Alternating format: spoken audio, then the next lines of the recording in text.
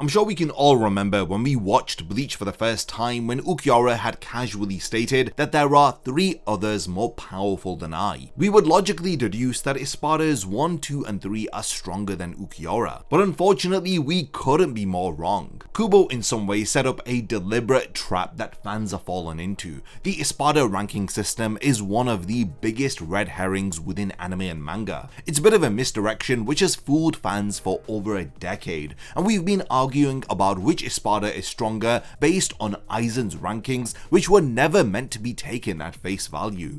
In this video, I'll be arguing how the Espada rankings are actually psychological warfare which have been disguised as a power structure. By the end of the video, you'll know exactly why the Espada rankings are meaningless when it comes to actual combat effectiveness. So without further delay, let's dive into the illusion of the Espada rankings. When the Espada are introduced to us, Kubo hammers home this idea of a numerical hierarchy. Lower number means greater the power. It's a very simple and clean system. Each of the Espada represents a different aspect of death. You cannot rank despair against destruction or emptiness against sacrifice. Aizen knew exactly what he was doing when he came up with the Espada ranks. He didn't create these rankings to organize his army efficiently, he created them to manipulate his subordinates psychologically. The Espada ranks became chains, binding each Espada to their perceived place within the hierarchy while preventing them from truly understanding their own capabilities in relation to their peers. I mean, look at how obsessed Grimmjow became with reclaiming his number 6 tattoo. Not climbing higher, just getting back to number 6. This is not the behavior of someone who understands the ranking system. Grimmjow became someone who was psychologically conditioned to believe that his worth and proper place is tied to the number 6 within a artificial structure. Nothing exposes the flaws of the ranking system more than Yammy Largo. This walking contradiction had destroyed any credibility that the numerical system may have had. Yammy starts out as Espada number 10, the weakest member of the organization. Then when he activates his resurrection, he supposedly becomes Espada 0, the strongest. His tattoo literally changes before our eyes. If the Espada ranks were based on true combat ability, then how does this make any sense? The explanation that we're given is that Yammy's transformation was always a part of his ranking. He was always number 0 but just hiding it.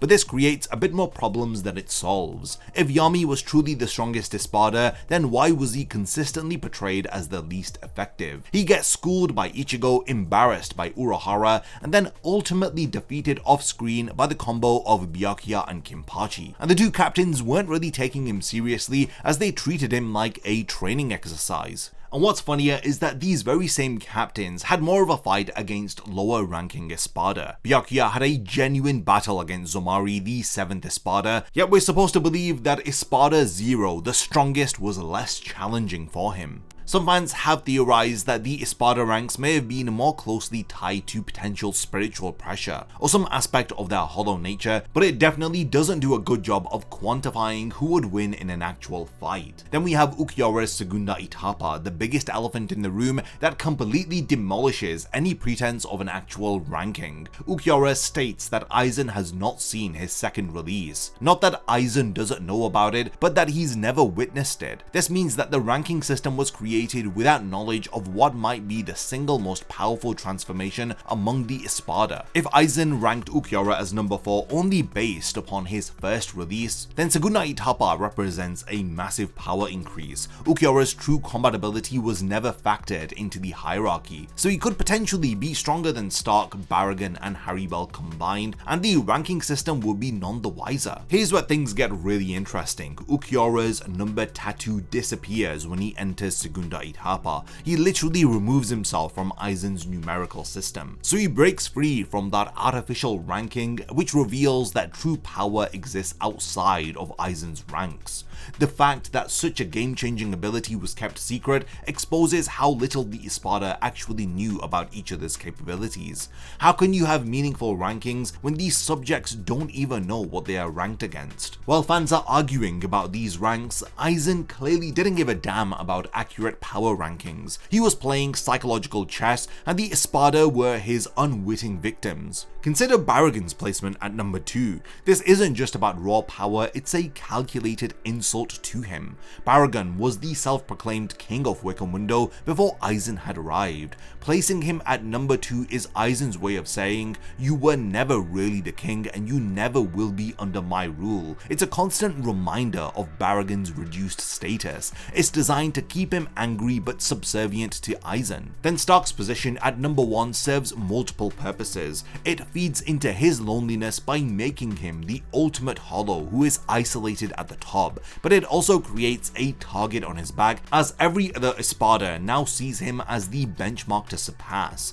Aizen turned Stark's natural isolation into a strategic advantage by making him appear to be the final boss. The lower ranked Espada get their own psychological manipulation. Grimmjow's obsession with his ranking keeps him focused on internal competition rather than questioning Aizen's authority. Neutra's placement feeds his inferiority complex and it drives him to increasingly desperate attempts to prove his worth. This isn't organization, it's systematic psychological warfare, which has been designed by Aizen to keep his Espada divided, competitive, and dependent upon Aizen himself, as they are all seeking his approval. When you examine the Espada's combat performances, the rankings become even more meaningless. Baraggan's Respira is arguably the most broken ability in Bleach, as it ages anything that it touches, transforming it to dust. This includes Zanpakuto, buildings, and human flesh. This is not a power that can be overcome through superior spiritual pressure alone. It's a conceptual ability that operates on fundamental laws of entropy,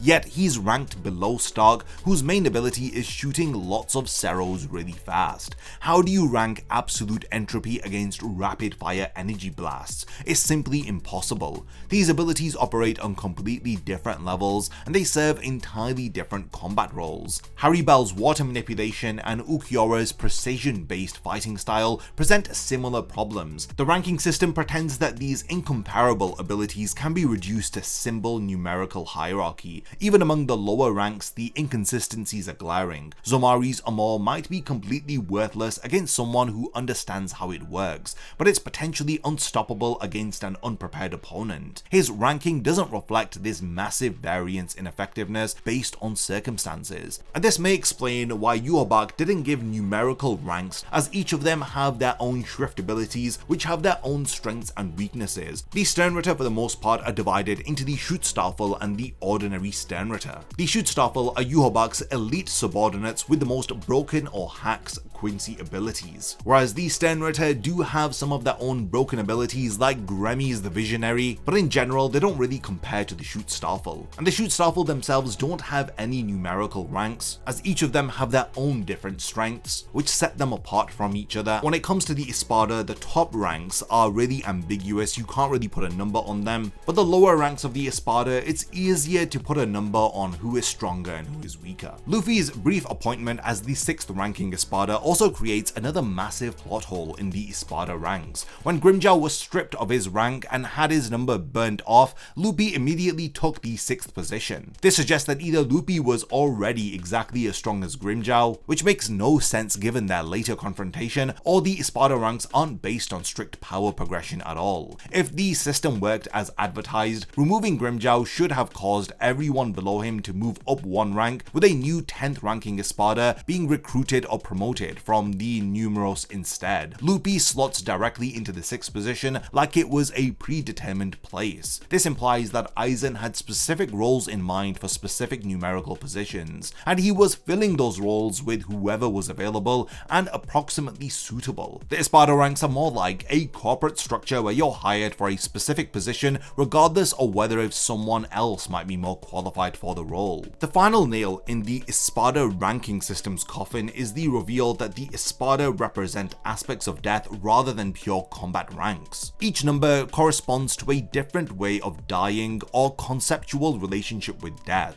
Loneliness, aging, sacrifice, emptiness, despair, destruction, intoxication, madness, greed, rage, these aren't power levels. They are philosophical concepts that can't be meaningfully ranked against each other. On Club Outside, Kubo said that each Espada position comes with its respective aspect of death, so both Neliel and Haribel share despair in sacrifice as their aspect of death? How can you determine whether if despair is stronger than destruction? The question itself is nonsensical, yet we've been trying to use these rankings as combat predictors for years. This explains why the rankings feel so arbitrary when we try to apply them to actual battles. They were never meant to be battle predictions. They were meant to represent different facets of Aizen's own relationship with death and power and how he manipulates his subordinates. The most frustrating part about the Espada ranks is how effectively it has trapped some of the Bleach fanbase in pointless power scaling debates. We've spent years arguing about whether if Ulquiorra could beat Stark, whether if Baraggan's hacks make him stronger than Yammy, whether if Haribel deserves her ranking.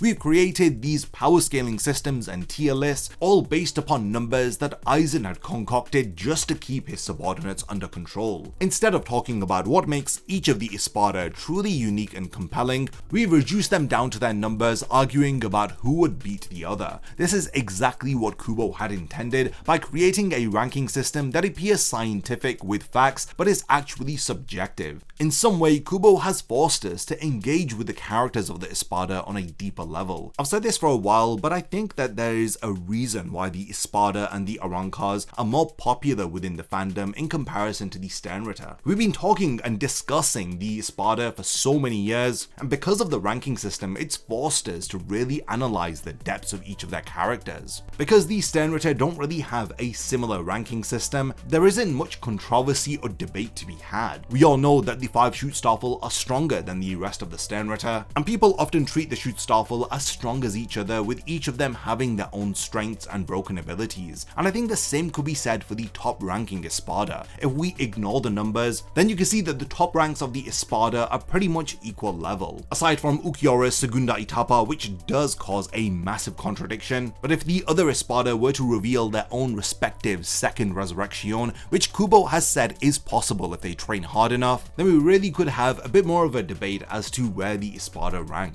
So in conclusion, the Espada rankings don't matter because they were never meant to matter. These are psychological tools used by Aizen, the master manipulator, to control his underlings and to misdirect his opponents. Aizen created a system that appeared to provide clear hierarchy while actually obscuring the true capabilities of his forces. The numbers are a bit of a smoke and mirror designed to hide the fact that each of the Espada brings unique and incomparable abilities to the table. They can't be ranked against each other any more than you can rank different colors or musical notes or the different Sternritter. So the next time someone tries to tell you that Stark is definitely stronger than Baraggan because he's number 1, or that Baraggan could never beat Ulquiorra because he's ranked higher, remember you're falling for the same psychological manipulation that Aizen used to control the Espada themselves. If you take away Ulquiorra's Segunda Etapa, then there is no real clear definitive answer as to who is the stronger or weaker Espada. We have now reached the point of the video where I want to hand over the discussion to all of you. What are your thoughts about the Espada rankings? Do you think that they matter, or do you think that they haven't mattered from the get-go? I'd love to know all of your thoughts in the comments, so definitely continue the discussion. And lastly, thanks for making it to the end of this one, and I cannot wait to see you in my next Bleach video. A massive thank you goes out to all of my amazing Patreon supporters for helping to make this video possible. If you also want to support the channel and see your name in the end of my videos, then check out my Patreon, which has loads of perks like early video access and so much more. Thank you for sticking around till the end of the video, and whatever you contribute will mean a lot to me.